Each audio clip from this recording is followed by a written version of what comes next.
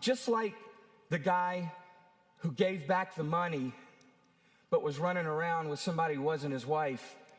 These are areas that are interesting, and Jesus points these areas out in our lives as if to say, listen, I know there's the big areas, like nobody wakes up, an average normal person doesn't wake up every morning and go, should I be nice to people today or an axe murderer? Nobody does that, right? You don't think so. But it's the little things, and it's these small areas that we see and we think, wow, it's not a big deal. And Jesus says, well, here's some areas that Jesus talks about with faithfulness. And he goes in and he says in Luke chapter 16, if you are faithful in little things, you will be faithful in large ones. But if you are dishonest in little things, you won't be honest with greater responsibilities. And if you're untrustworthy about worldly wealth, who will trust you with the true riches of heaven? And if you're not faithful with other people's things, why should you be trusted with things of your own? No one can serve two masters, for you will hate one and love the other. You will be devoted to one and despise the other.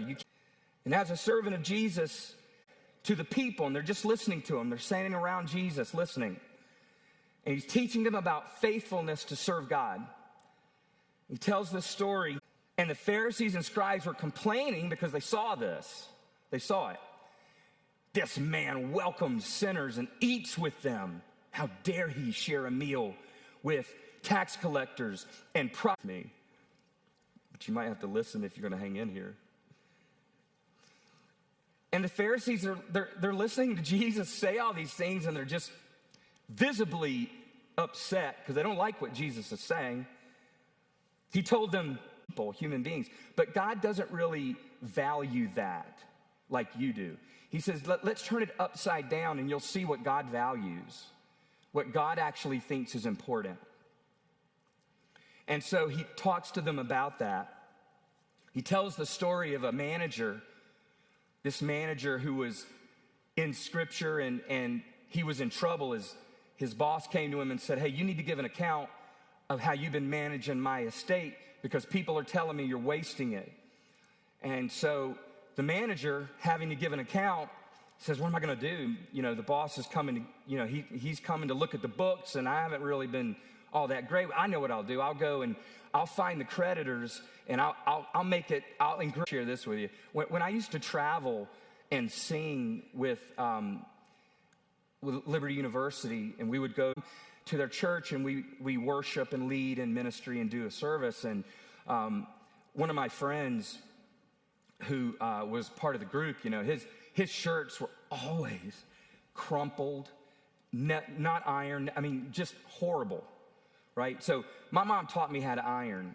So I'd have to get up an hour earlier and I would iron my stuff. And I look over at him and he's like ironing this part, but not the back. I'm like, dude, what are you doing, man? What? He goes, bro, they don't see it anyway. So he'd throw his jacket on, right? And then this is all they saw. And they never knew his dirty little secret. That the back of his shirt looked like it had been in the dryer for days and crumpled up and thrown and stepped on. Nobody ever knew. And I was like, dude, that's pretty smart. That's pretty smart. It would save me an hour. I actually could get some more sleep. I wouldn't have to iron as much. Maybe I'm going to try that. So I tried it, and I just felt dirty. I don't know. It was rough. But there's little areas like that in our lives that we think, oh, that's just a little thing and no one will ever see it. And yeah, maybe they won't see it, but God does. And your conscience does. You feel it. You know you do. What are those little things? There are a lot of different things. God tests us in those little things. God tests us in temporary things. This is what Jesus said. He said, and if you are untrustworthy about worldly wealth, he's talking about money, currency, your paycheck, your stocks, your bonds, your investments, your real estate, whatever it is you have that can be considered wealth, whatever you have that can be considered your riches or part of your portfolio, who will trust you with the true riches of heaven? He says you can't be trustworthy with that. Like if you cheat on your taxes, what else do you cheat on? Who else do you cheat on? Right? That's just kind of one of that. To some people, that's not a big deal. I was like, how do you get paid, man? I get paid under the table. What do you mean under the table?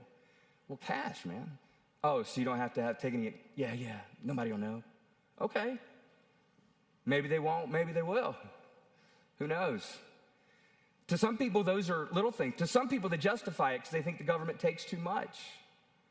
I work too hard for this. Temporary things. In this verse, Jesus mentions worldly wealth, and then he's talking about eternal wealth. Temporary, eternal. Jesus places earth and heaven and earth, side by side, and he says, if you're not trustworthy with the earthly things, how will you be trustworthy with the heavenly things? He's talking about the afterlife. You know, imagine that you have a bank account on earth and you have a bank account in heaven. You have a bank account in both areas. You have WSFS, WSFS on earth, and then you have WJJD, right? Your bank in heaven. Two bank accounts. One on earth lasts maybe 60, 70, 80 years, maybe. If you're my grandmother and you're carved and forged from steel, maybe you'll have 89. Or maybe if you're like my wife's grandfather and you're forged from the wood and lumber of the forest and a lumberjack, you'll have 100 years. Or if you're like some people, you might not have that long. It's temporary. It just lasts for a little while. It's kind of like, this jar here represents our change and our money and the stuff that God gives us. And this is cool because this, I feel good about this because I keep my loose change. As you can tell, there's not much in it right now. You can hear that, right? That's like, wait a minute. There's literally 5 coins in here. Something's got to change. There's 3 pennies. No, excuse me.